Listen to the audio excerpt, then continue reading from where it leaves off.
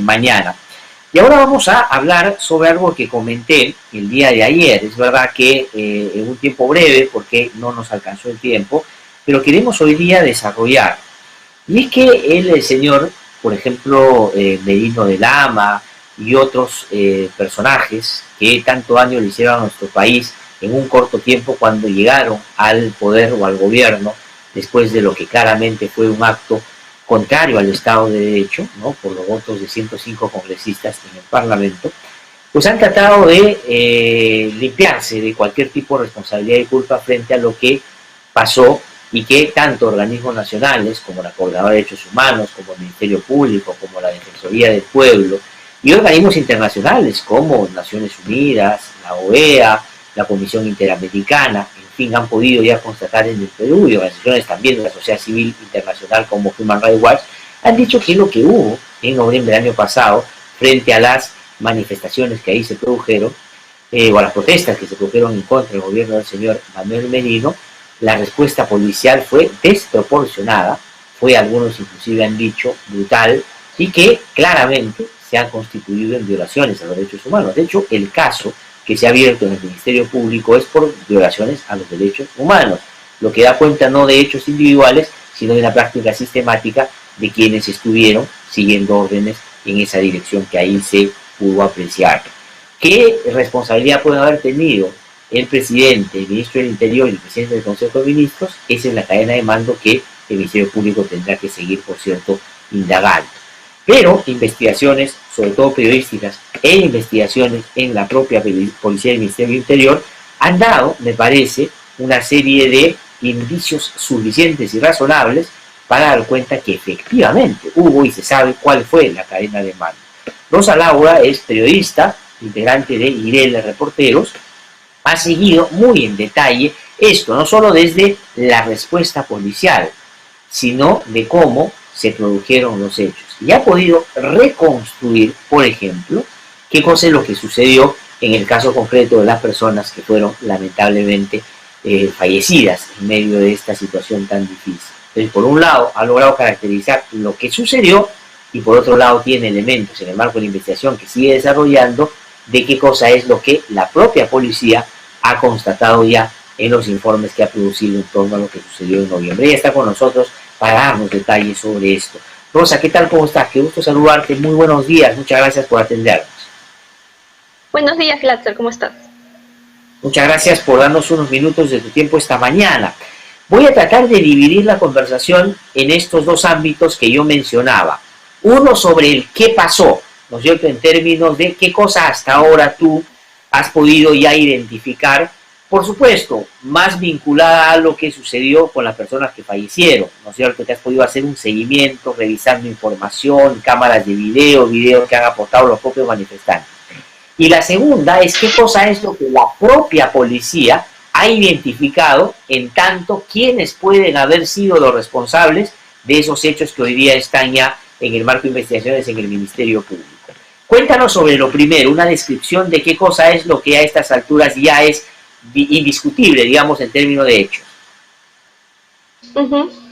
Sí, bien, al inicio de todo no había mucha opacidad en cómo habían fallecido los dos jóvenes, no se tenía registro todavía o conocimiento por testimonios de cómo habían sido las circunstancias de su muerte. En IDL Reporteros juntamos todos estos videos, entrevistamos a varias personas, varios manifestantes que habían estado esa noche en el lugar, también pedimos cámaras de seguridad y gracias a eso pudimos establecer ya la hora exacta, el lugar exacto de la muerte tanto de Jack Pintado como de Inti Sotelo.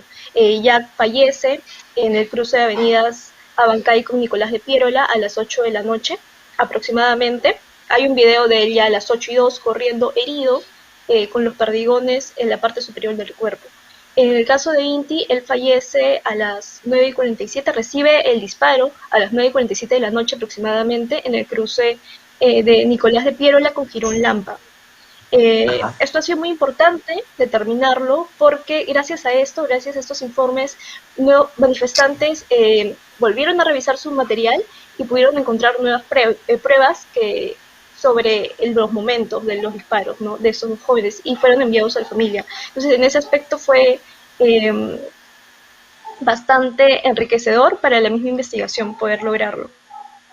De acuerdo, pero estos datos cobran relevancia de cara a la identificación de los responsables. ¿Por qué? Porque no solo era, ¿no es cierto?, el trabajo que ustedes han desarrollado, tenía como finalidad saber qué concretamente les pasó, en qué momento les cayó la bala o cómo murieron, que evidentemente es un elemento fundamental para la difusión de la información.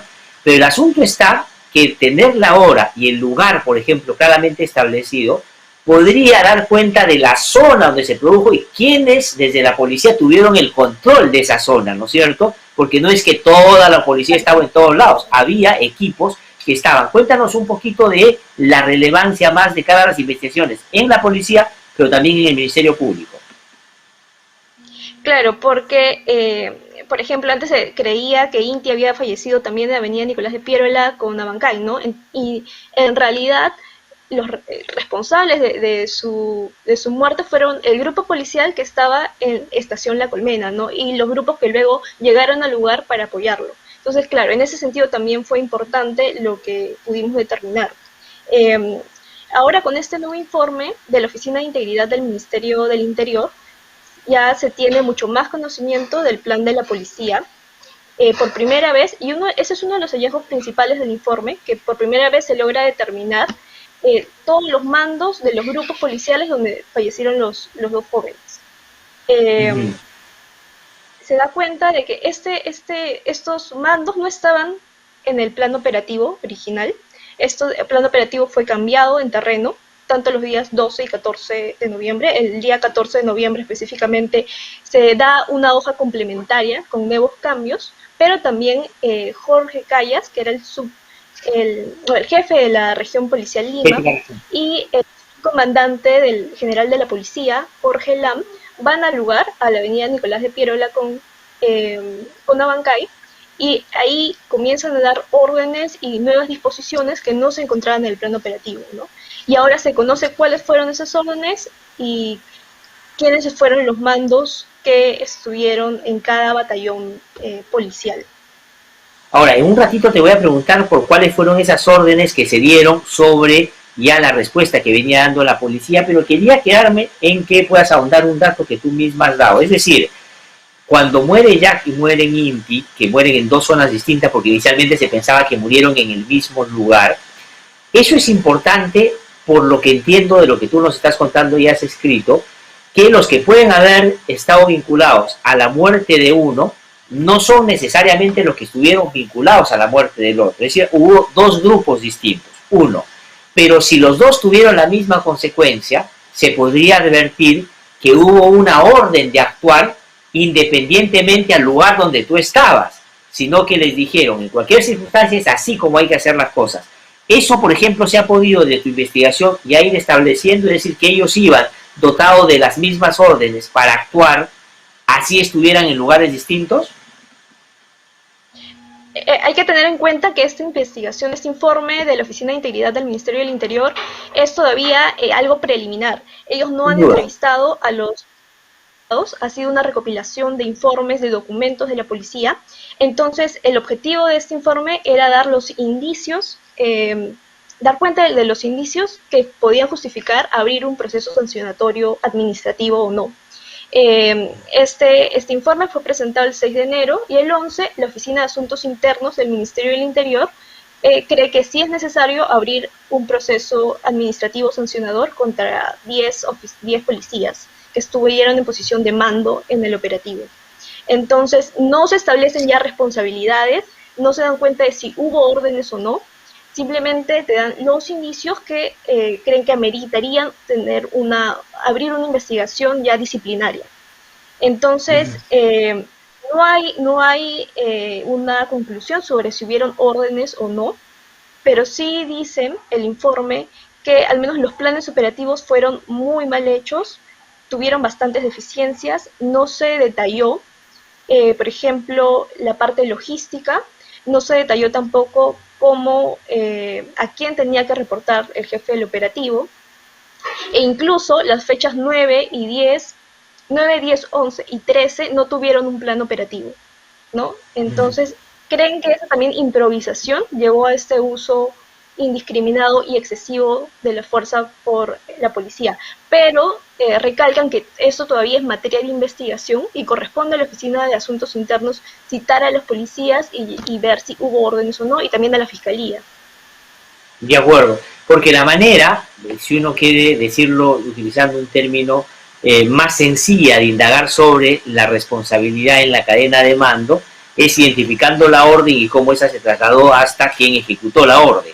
Pero como eso tiene, desde el propio informe de la policía, dificultades para identificar porque hubo una serie de cosas que pasaron en el camino que dan cuenta de improvisación, se está haciendo de abajo hacia arriba, es decir, desde los hechos hasta llegar a quienes fueron los que dieron las disposiciones. Pero tú mencionaste, Rosa, hace un ratito que el general Callas y el general Lam fueron a la intersección de La Colmena con Abancay.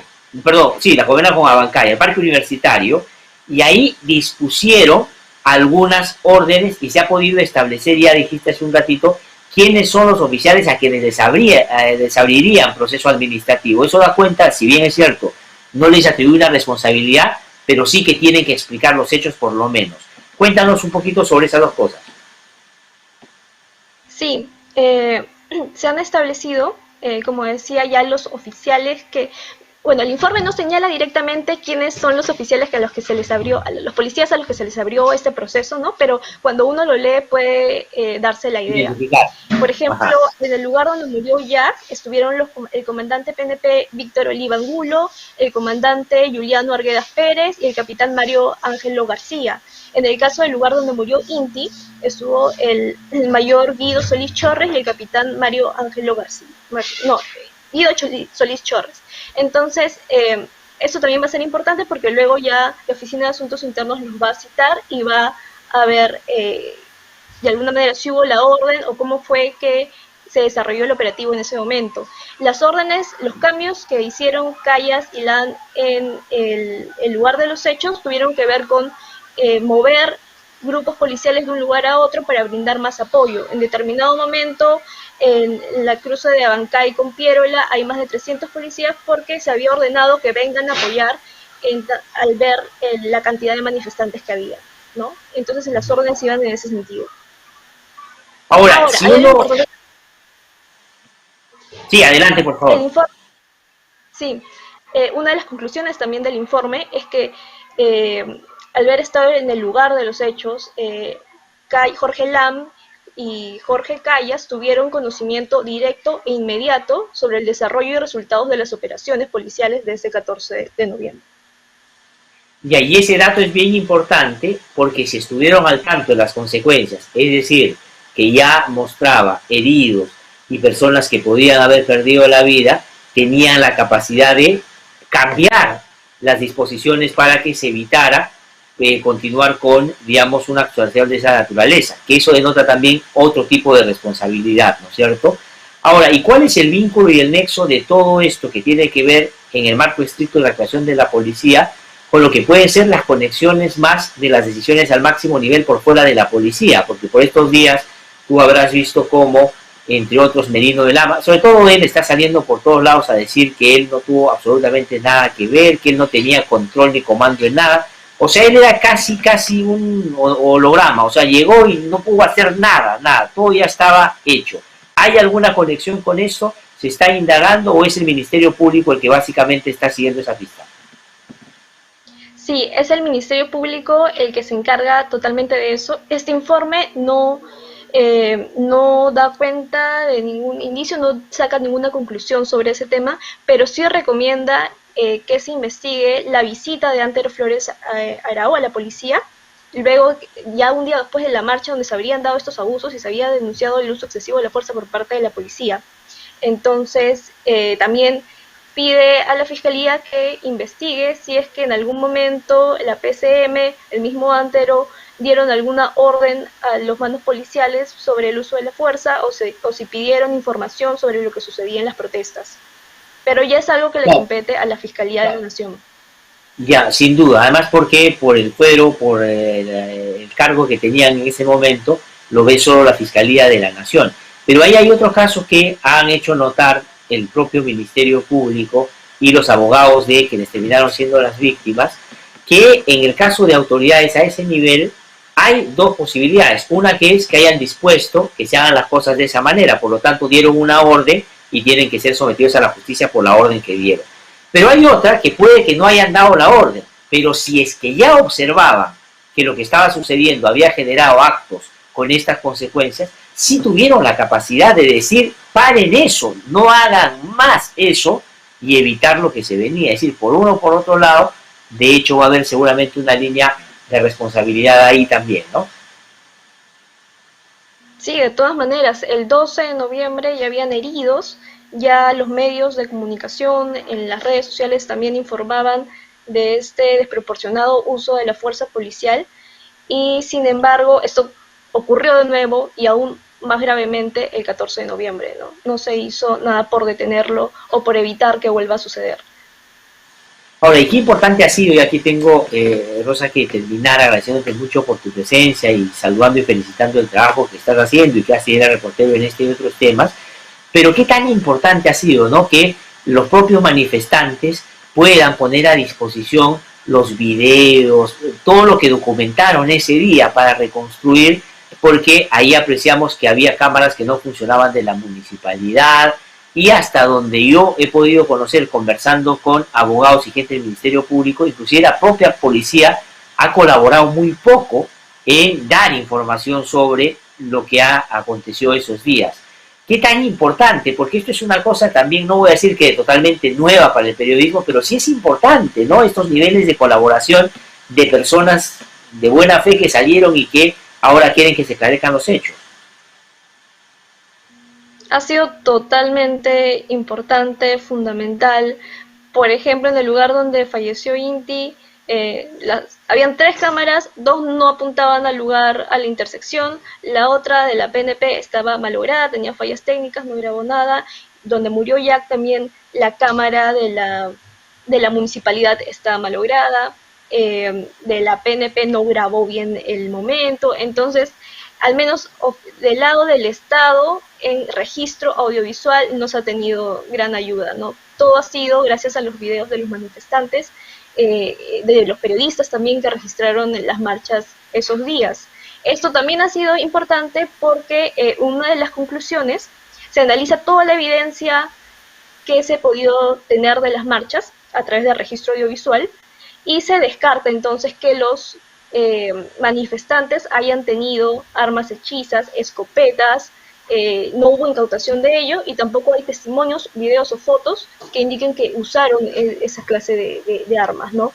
Entonces eso ha sido importante también para descartar esta versión que desde cierto sector se está impulsando para quitar la responsabilidad a la policía, ¿no? El informe sí es claro y dice que si bien no se encontraron perdigones de metal o canicas en los almacenes de la policía, sí se permite presumir razonablemente que estos disparos fueron efectuados por la PNP, ¿no? Y lo que se debe ahora buscar es cómo llegaron esas municiones no autorizadas a los policías escopeteros de esa noche.